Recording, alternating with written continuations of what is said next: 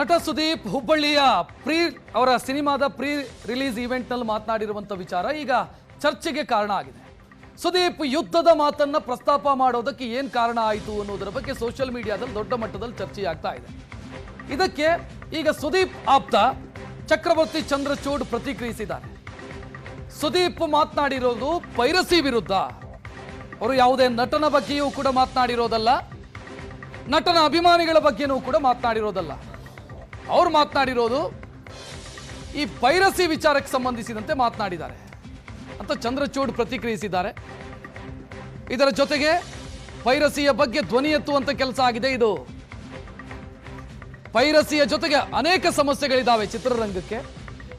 ಈ ಹೊತ್ತಲ್ಲಿ ನಾವು ಬಣ ಮಾಡಿಕೊಂಡು ಬಡಿದಾಡಬಾರದು ಅಂತ ಚಂದ್ರಚೂಡ್ ಮಾತನಾಡಿದ್ದಾರೆ.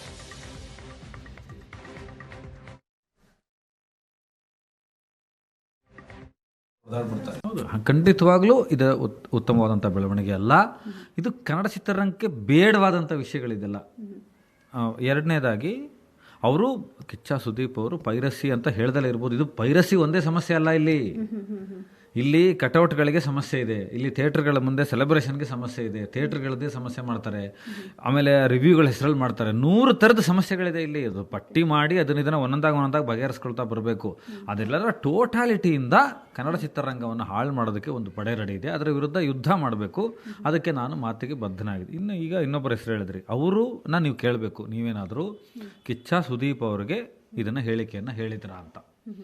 ಅವರು ಕಿಚ್ಚ ಸುದೀಪ್ ಅವರಿಗೆ ನಾನು ಹೇಳಿಕೆಯನ್ನು ಹೇಳಿದ್ದು ಅಂತ ಹೇಳಿದ್ದಾದರೆ ನಾನು ಮತ್ತೆ ಮಾತಾಡ್ತೀನಿ. ನನ್ನ ಹತ್ರ ಮಾತಾಡೋಕ್ಕೆ ತುಂಬ ವಿಷಯಗಳಿದೆ, ನಾನೇ ಮಾತಾಡ್ತೀನಿ ಅದನ್ನು. ಅವ್ರು ಹೇಳಿದ್ದೆ ಆದರೆ ನೀವು ಅವ್ರನ್ನ ಕೇಳಬೇಕು. ಯಾಕೆಂದರೆ ಅವರು ಯಾವ ಸ್ತರದಲ್ಲಿ ಮಾತಾಡಿದ್ರು, ಆ ಹೆಣ್ಮಗಳು ಯಾಕೆ ಅದನ್ನು ಮಾತಾಡಿದ್ರು ನಮಗೆ ಗೊತ್ತಿಲ್ಲ. ಯಾಕಂದರೆ ಈಗ ಅವರು ಹುಬ್ಬಳ್ಳಿಯಲ್ಲಿ